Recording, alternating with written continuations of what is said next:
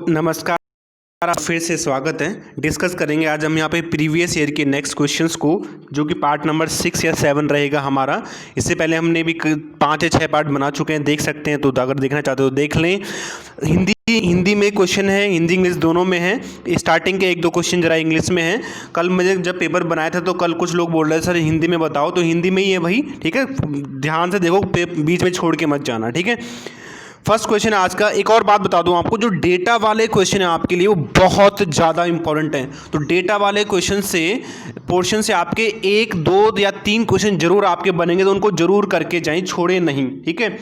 आज के लिए फर्स्ट क्वेश्चन है कि how many people depend upon livestock for their livelihood in India. यानी भारत में जो पशुधन पे लोगों की, कितने लोगों की ज़िंदगी पशुधन पे निर्भर करती है। यानी जो अपनी वो आजीविका का स्रोत है वो पशुधन से आता है, लाइव स्टॉक से आता है, यानी पशु व्यापार से आता है। चाहे वो अंडे का व्यापार करते हो, चाहे वो मीट का व्यापार करते हो, चाहे वो ऊन का व्यापार करते हो, ऐसे कितने % लोग हैं। आपके ऑप्शन आपके सामने हैं और इसका करेक्ट आंसर है ऑप्शन नंबर ए। 20.5 मिलियन लोगों की जो जिंदगी है भारत में, वो जो है वो पशुधन पे निर्भर करती है, लाइव स्टॉक पे निर्भर करती है। अब 1 मिलियन में होते हैं 10 लाख। कितने होते हैं? 10 लाख मिलियन होते हैं। 1 मिलियन में 10 लाख लोग आते हैं। तो आप मुझे कमेंट करके बताना कि कितने लोगों की, 20 मिलियन में कितने लोग आते हैं, आप मुझे कमेंट करके बताना। नेक्स्ट क्वेश्चन है कि the live stock sector contributes dash and dash of the total agricultural GDP। यानी भारत में जो पशुधन है वो कुल GDP में और जो कृषि GDP है उसमें कितना % योगदान देती है, पता है ना आपको। भारत की जो पशुधन है, पशुधन का भारत की कुल GDP में और जो एग्रीकल्चरल GDP है उसमें कितना % का योगदान है, वो आपको कमेंट करके बताना है। और आपके ऑप्शन है, या आपके सामने ऑप्शन दिख रहे हैं, और इसका जो करेक्ट आंसर है वो है ऑप्शन नंबर जो है, तो इसका जो करेक्ट आंसर है वो है ऑप्शन नंबर बी, इसका करेक्ट आंसर है। यानी कि जो पशुधन है उसका भारत की GDP में 4.11% योगदान है, और एग्रीकल्चरल GDP में उसका योगदान कितना है? 25.6% का कंट्रीब्यूशन है।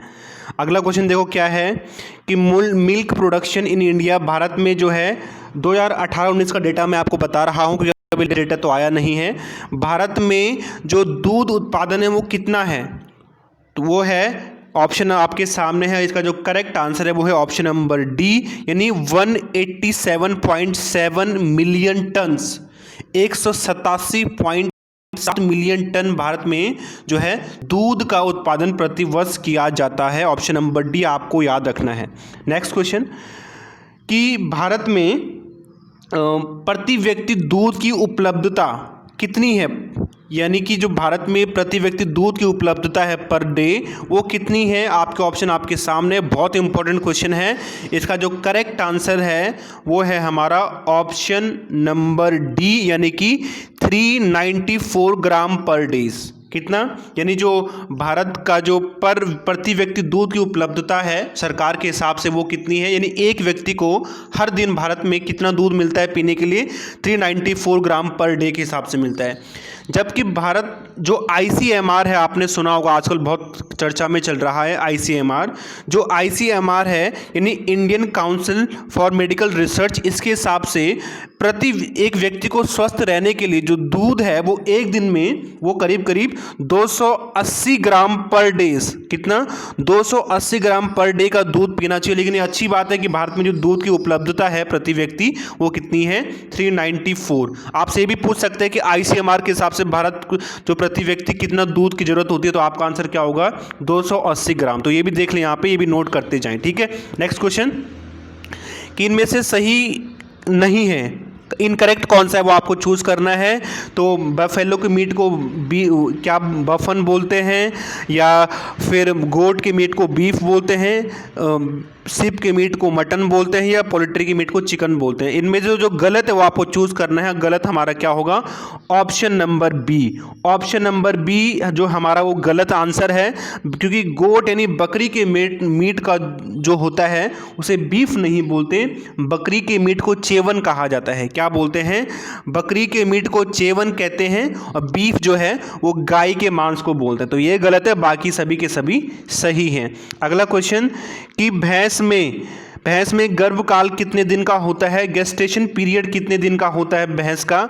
आपके ऑप्शन आपके पास है ए बी सी डी। तो जिसका जो करेक्ट आंसर है, भैंस का जो गेस्टेशन पीरियड होता है वो होता है ऑप्शन नंबर ए, 307 से लेकर 310 दिन का जो गर्भकाल होता है भैंस का वो होता है। अगर मैं इसके अलावा इनकी बात करूँ जो ऑप्शन बी है, तो जो 151 डेज है, 151 डेज होता है किसका? बकरी का। ये होता है बकरी का गेस्टेशन पीरियड।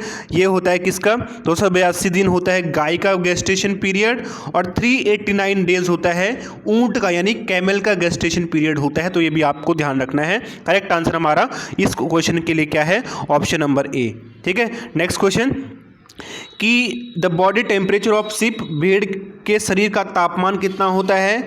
ये 0 नहीं है, ये डिग्री फ़ारेनहाइट है। ठीक है, थोड़ा टाइपिंग में शायद मिस्टेक हो गई। आपके जो करेक्ट ऑप्शन आपके पास है कि भेड़ के शरीर का तापमान कितना होता है, तो भेड़ का जो शरीर का तापमान है वो होता है कितना? 102 डिग्री फ़ारेनहाइट। कितना? 102 डिग्री फ़ारेनहाइट इसका टेम्परेचर होता है। आप मुझे कमेंट करके बताना कि डिग्री सेल्सियस में कितना हुआ, वो आप मुझे कमेंट करके बताओ। केमिस्ट्री का क्वेश्चन है। इसके अलावा अगर मैं औरों की भी बात करूँ तो 103.5 डिग्री फ़ारेनहाइट जो टेम्परेचर होता है वो होता है किसका? बकरी का टेम्परेचर होता है। 106.6 डिग्री फ़ारेनहाइट जो है वो मुर्गी का होता है, और 101.5 यानी 101.5 डिग्री फ़ारेनहाइट जो है वो किसका होता है? गाय और भैंस का करीब करीब 101 डिग्री फ़ारेनहाइट के आसपास ही होता है। नेक्स्ट क्वेश्चन, भैंस की जो श्वसन दर है, रेस्पिरेशन रेट है पर मिनट, वो कितनी होती है? तो भैंस की जो श्वसन दर है पर मिनट वो कितनी होती है? वो आपका करेक्ट आंसर है वो होता है 16 से लेके 20 बार। ऑप्शन नंबर बी, 16 से लेके 20 बार जो भैंस की जो है वो रेस्पिरेशन रेट होती है पर मिनट के हिसाब से। भैंस और गाय की करीब करीब सेम होती है। भैंस यानी कि बफेलो और काऊ इन दोनों की सेम होती है। ठीक है, इनकी 16 से लेके 20 पर मिनट में होती है। अगर मैं 8 से 12 बोलूँ तो 8 से लेके 12 पर मिनट होती है कैमल की, ऊंट की होती है, और 12 से 20 जो होती है वो बकरी की होती है। किसकी होती है? बकरी और भेड़ की करीब करीब सेम होती है। बकरी और भेड़ की जो है वो 12 से 20 होती है, 8 से 12 ऊंट की होती है। इस क्वेश्चन का करेक्ट आंसर है 16 से लेके 20 वो जो है वो भैंस की होती है। नेक्स्ट क्वेश्चन, मुर्गी की नाड़ी दर, पल्स रेट कितनी होती है मुर्गी की? तो मुर्गी की जो नाड़ी दर है वो होती है कितनी? वो होती है 120 से लेके 160 पर मिनट। 120 से लेके 160 पर मिनट जो है मुर्गी की नाड़ी दर होती है। नेक्स्ट क्वेश्चन कि भैंस में क्रोमोजोम्स कितने होते हैं? नंबर ऑफ क्रोमोजोम, तो भैंस में जो क्रोमोजोम मिलते हैं वो होते हैं कितने? 48 क्रोमोजोम भैंस में पाए जाते हैं। 48 यानी 2n बराबर 48 मिलते हैं भैंस में।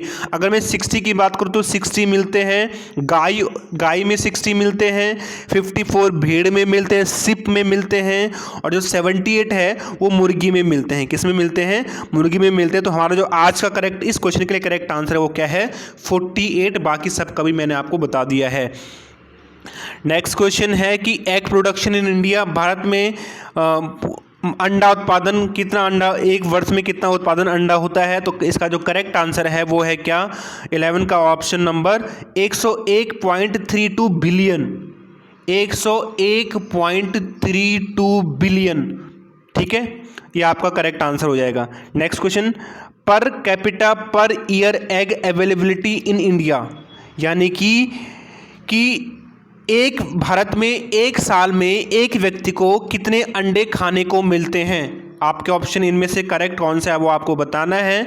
इसका जो करेक्ट आंसर है वो है सी, यानी कि 79 एग पर, यानी भारत में एक व्यक्ति एक साल में 79 एग खाता है।